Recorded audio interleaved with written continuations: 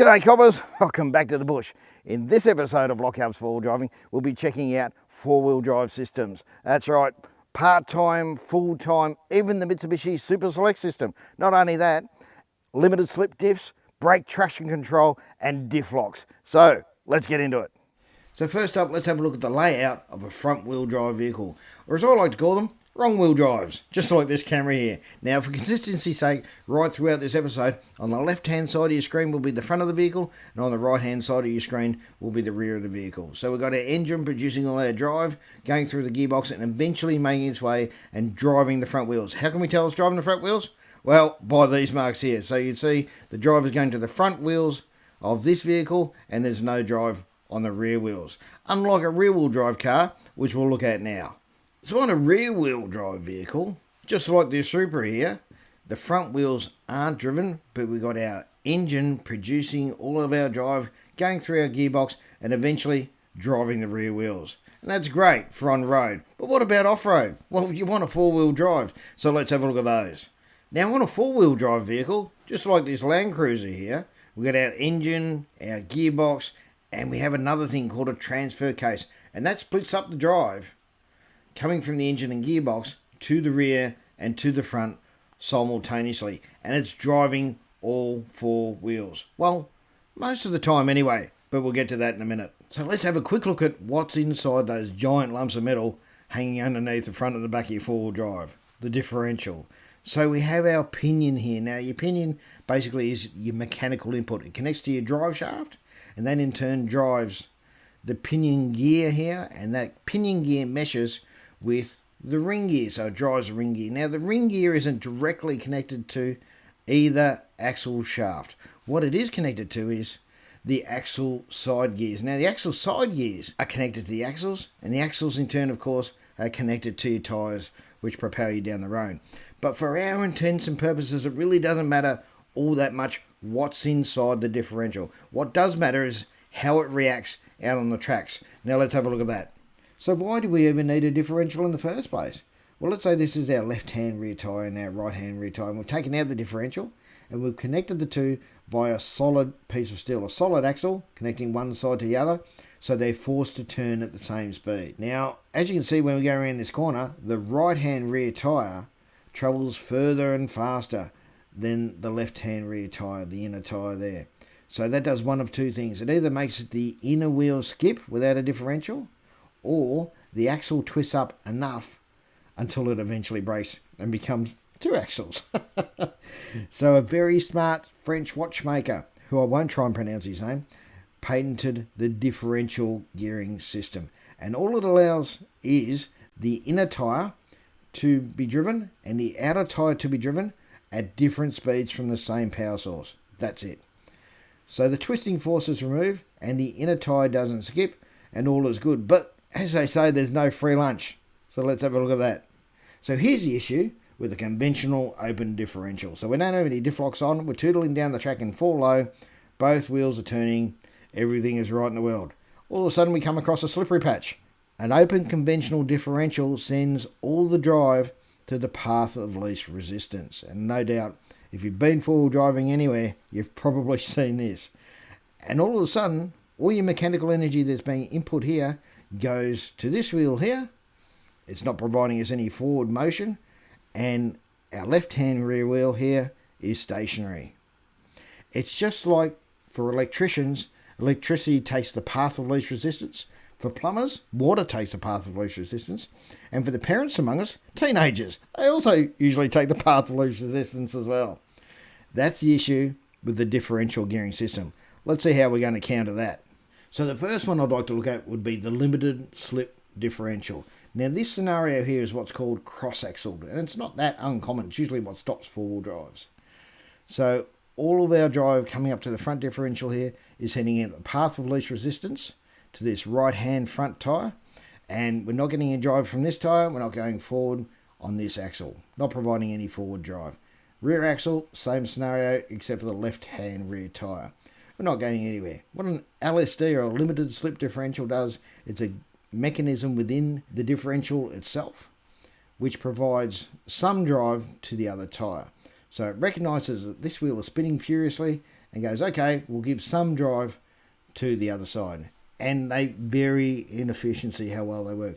Let's say the Nissans, the GU, GQ, it's not too bad, the LSD in those things. They're certainly not diff locks, which we'll be getting into in a minute, but they're not bad at all. Whereas, let's say, Toyota Land Cruiser 80 series, they're crap. It's the only way to describe them. That's why you replace them with diff locks. Anyway, on with brake traction control. Now for brake traction control, and this has become pretty common on pretty much every car of the last 15 years or so. And what it does is it recognises that we're cross-axled here, just like in the last scenario, and it applies brakes to the spinning wheels. Now, if you remember, the drive goes to the path of least resistance. It then makes it harder to turn this wheel than this wheel, and then this wheel here starts driving because it's now the path of least resistance, where an open differential sends all of its drive. And again, these vary in levels of effectiveness, just like an LSD. The first iterations, not uncommon with first iterations, were pretty craptastic, like the Discovery D2. They're slowly getting better and better. The latest Land Cruiser 200s and things like that, you almost don't need diff locks. But you still might in some scenarios, which we'll get into now. Now for the treat spécial, the pièce de résistance. Cross-axle differential locks, otherwise known as air lockers, maybe E-lockers, or just plain old lockers. This is how they work. So again, we're cross-axled here and we're not going anywhere. Let's turn on that rear differential lock. And what it does is it forces this wheel to turn at exactly the same rate as this wheel, regardless of what's going on or the scenario. This could be in mud, it could be on ice, it even could be in the air. It really doesn't matter. This wheel, under all circumstances, is turning at exactly the same rate as this wheel. And that's great for traction. But let's say we put this wheel in some slippery stuff as well. Well, all our drive is going to our conventional differential up the front here. Path of least resistance is heading out that right-hand front tyre. We're not going anywhere again. Let's bung in that front differential lock. And again, this wheel is forced to turn at exactly the same rate as this wheel. And again, we're going forward. I can't emphasize how well differential locks work. Stuff you used to have to hit with momentum, you don't anymore. You can idle over things. They really work fantastic. Now, if you cast your mind back to how differentials work, when we lock out those differentials, it's not great for turning corners, to be honest. Now, with my experiences with a rear differential lock on, you could turn, say, a 90-degree gentle bend. You couldn't do a hairpin turn, though, for instance. Now, when you have your front differential lock on, you could do the equivalent of, let's say, a lane change, but you're certainly not doing a 90-degree bend. It forces the steering out, or it understeers, for those who understand what that means. Differential locks, though, are absolutely fantastic. You can idle over things. Now, the benefit of that, of course, is when you can idle over things and not use momentum, you're not going to break nearly as much stuff. Cross-axle diff locks, they get the tick in my book. But having said that, there's a lot more to differentials and the way they work than what I've explained in this video. So I'm going to put a dedicated video together just on differentials and how diff locks work. People will tell you differential locks can get you twice traction. Actually, that's not correct. It can get you a bunch more than twice the traction. And we can prove that with a bit of simple maths in a different video. Anyway, on with the rest of the video. Now let's have a look at part-time four-wheel drive. So this is your earlier 79 series, the standard 80 series like mine is, 40, 60, GQ Patrol, quite a few common cars. And they have a freewheeling hub in the middle of the tyre there. And that physically disconnects and connects the axle shaft from the tyre. Also, the transfer case in two-wheel drive high physically disconnects the front drive shaft from the transfer case. You can independently spin this one with nothing connected in here. Now when you put in the hub, and in this case we've just locked in the left-hand front hub and into four-wheel drive of the transfer case, this shaft now spins, but our path of least resistance, don't forget our differential, is going up to our right-hand front there. So we're still just in rear-wheel drive. We need to lock both hubs. And then we're actually in four-wheel drive with all four wheels driven. And this is one of the reasons Lockyer Hubs is called Lockyer Hubs. If you ever run into me one day, ask me the story and I'll tell you the whole embarrassing scenario. Anyway, that's how a part-time four-wheel drive with freewheeling hubs works. But what about auto-locking hubs, the likes of which are in late models 70 series cruisers and GU Patrols, for instance? Well, in road mode as we are here, we're just rear-wheel drive. The transfer case and the front drive shaft are physically disconnected, and because we're in auto here, our freewheeling hubs are also disconnected from their respective wheels. But when we slip it into four-wheel drive, this is an off-road mode only, of course. We're driving all four wheels because the transfer case is in 4 high, so we're physically connecting the front drive shaft and the transfer case, and these hubs lock automatically. So if we've got auto hubs, why do we even bother with manual hubs in the first place? Well, this is why.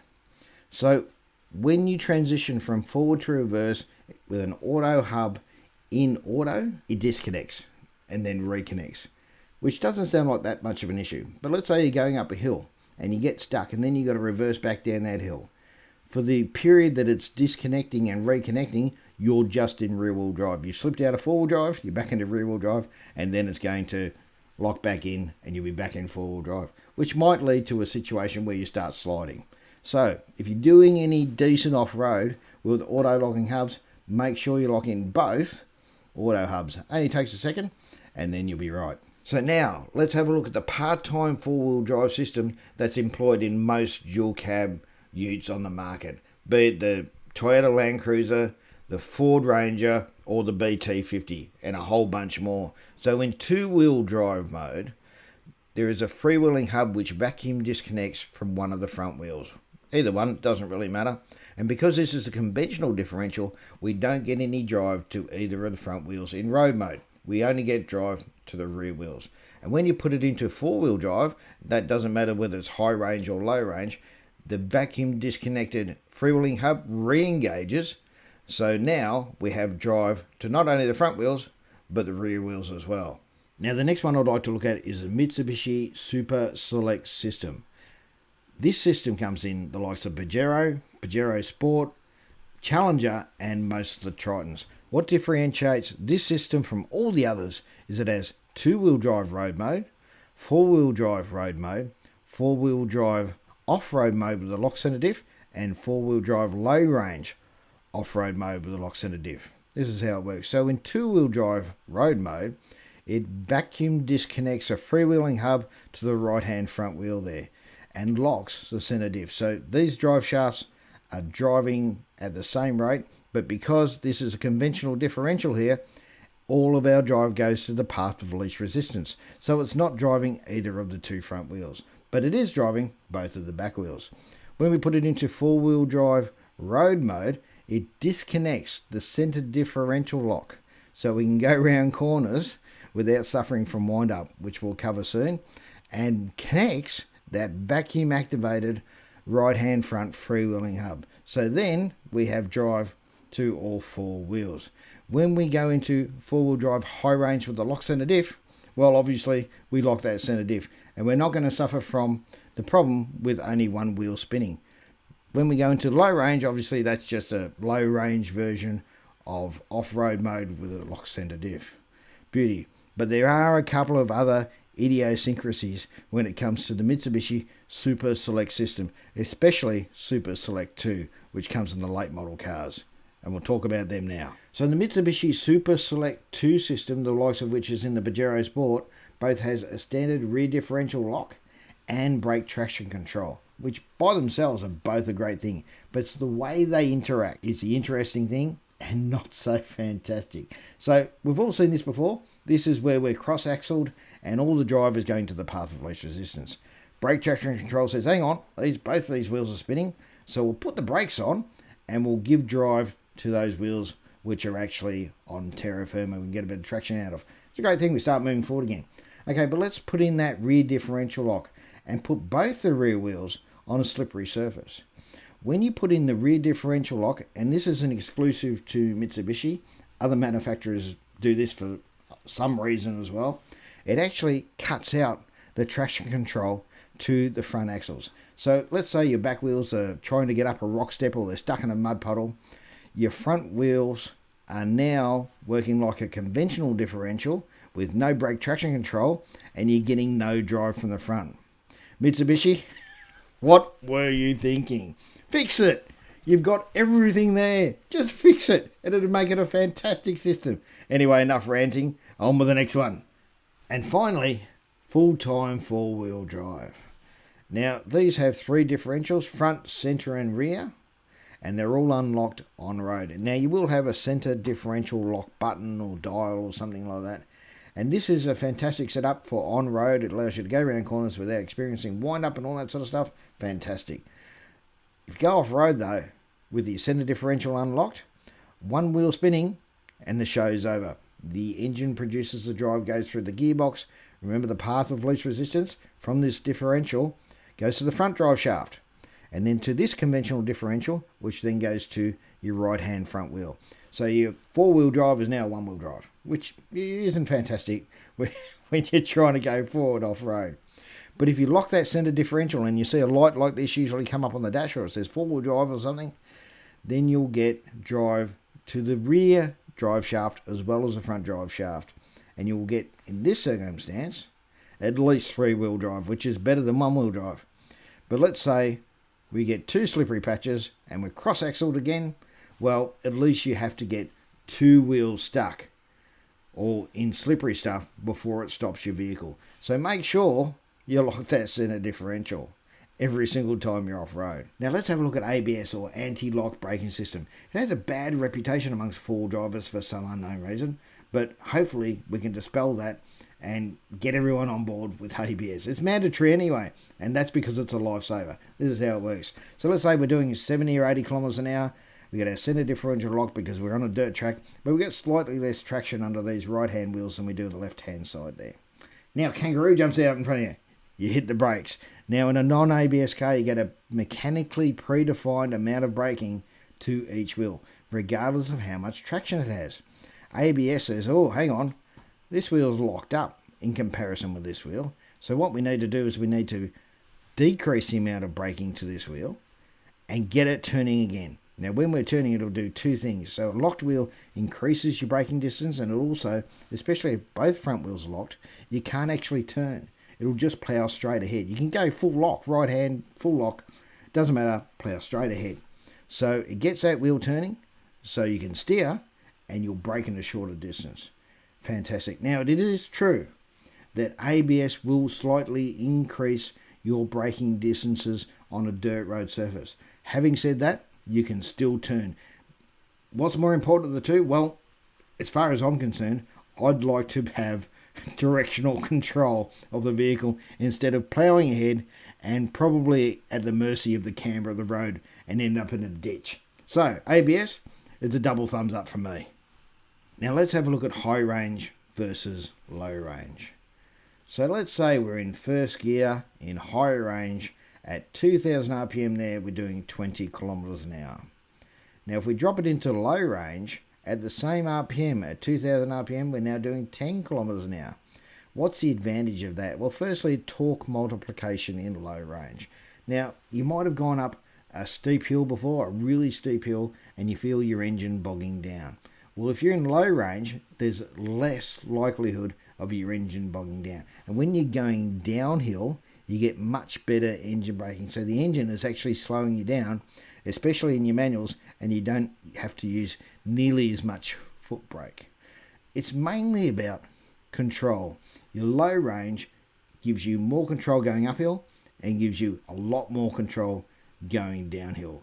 But you will be speed limited to, well, depending on the gear ratio again, usually around about 30 or 40 kilometers an hour, which is way too fast for some terrain, let me tell you. Anyway, that's high range versus low range. So let's have a look at crawl ratio. So this is our engine, this is our gearbox, our transfer case with the low range in it, and of course the differential. So I'm picking on 2 cars here, 80 series Land Cruiser and a Y61 GU Patrol with a 4.2 turbo diesel, one that everyone loves. Okay, so the rear end ratio is 4.1 in the 80 series and 4.11 in the Patrol. So it's pretty much the same. So that's 4.1 turns of the input shaft versus 1 turn of the output shaft, and of course 1 turn of the wheel. Now in our transfer case in low range, the Land Cruiser 2.5 roughly, and about 2 for the Patrol. So it's a little bit better for the Land Cruiser there. First gear in the manual gearbox, 4.5 and change for the 80 series, and for the Y61 Patrol, 4.5. So a little bit better on first gear in that gearbox. So finally, our crawl ratio, 46.2 to 1 for the 80 series Land Cruiser, and 37.9 to 1 in the turbo diesel GU Patrol. And that means you'll get more engine braking, all other things being equal, in the Land Cruiser, and you'll be able to travel slowly. In fact, it's 22% reduced. Now, of course, you do reach a point of diminishing returns, and you can get transfer case low range gears, extra low range gears, up to, I think I've seen 85% reductions for the Y62 and about 3 to 1 for the Land Cruiser. But you do reach a point of diminishing returns. Even in my 80 series Land Cruiser with the larger tyres on it and first gear and low range with the diesel, I'm usually accelerating down all but the very steepest hills. So there you go. That's crawl ratio. It's good to have a decent crawl ratio, but you can overdo it. So now let's have a look at what I consider to be the most misunderstood electronic driver's aid in the modern vehicles, and that's ESC, or electronic stability control. And it's basically an anti-slide electronic measure.